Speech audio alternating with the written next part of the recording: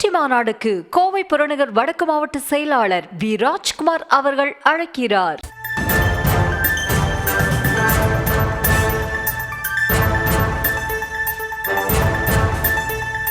சேலத்தில் நாய் கடித்து ராபிஸ் நோய் பாதிப்பு ஏற்பட்டு தறித்தொழிலாளி ஒருவர் சிகிச்சை பலனின்றி உயிரிழந்திருக்கிறார். அந்த அண்மை செய்தியை பார்த்து வருகிறோம்.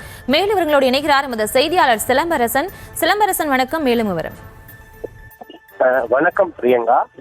சேலம் மாவட்டம் கொங்கனாபுரம் அருகே உள்ள இளவம்பாளையம் பகுதியை சேர்ந்தவர் குப்புசாமி. இவரை கடந்த 3 மாதங்களுக்கு முன்பு அவர் வளர்த்தி வந்த நாய் கடித்துள்ளது.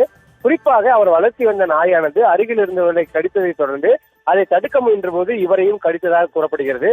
இந்த நிலையில் இவர் மற்றும் ஒரு மகனையும் கடித்த நிலையில் இவருடைய மகன் மற்றும் தடுப்பூசி போட்டுள்ளார். ஆனால் இவர் தன்னுடைய வளர்ப்பு நாய்தான் கடித்துள்ளது, தன்னை எதுவும் செய்யாது என அஜாக்கிரதையாக தடுப்பூசி போடாமல் இருந்த நிலையில் கடந்த 3 மாதங்களுக்கு பிறகு கடந்த 2 நாட்களாக அந்த நாய்களுக்கு இருக்கக்கூடிய அந்த அறிகுறிகள் இவருக்கு தென்பட்டுள்ளது. இதனைத் தொடர்ந்து அவர் அந்த அருகே இருந்த தனியார் மருத்துவமனைக்கு சென்று பல்வேறு சோதனைகளை மேற்கொண்டுள்ளார். சோதனையில் இவருக்கு ராபிஸ் நோய் தாக்குதல் ஏற்பட்டது தெரிய வந்தது. இதனைத் தொடர்ந்து நேற்று சேலம் அரசு மருத்துவமனையில் சிகிச்சைக்காக குப்புசாமி அனுமதிக்கப்பட்ட நிலையில் இன்று சிகிச்சை பலனின்றி அவர் உயிரிழந்துள்ளார். அதாவது வளர்ப்பு நாயே தன்னை கடித்ததில் அஜாக்கிரதையாக தடுப்பூசி போடாமல் இருந்ததால் ராபிஸ் நோய் தாக்கப்பட்டு இவர் உயிரிழந்த சம்பவம் சோகத்தையும் அதிர்ச்சியும் ஏற்படுத்தியுள்ளது. விவரங்களுக்கு நன்றி சிலம்பரசன்.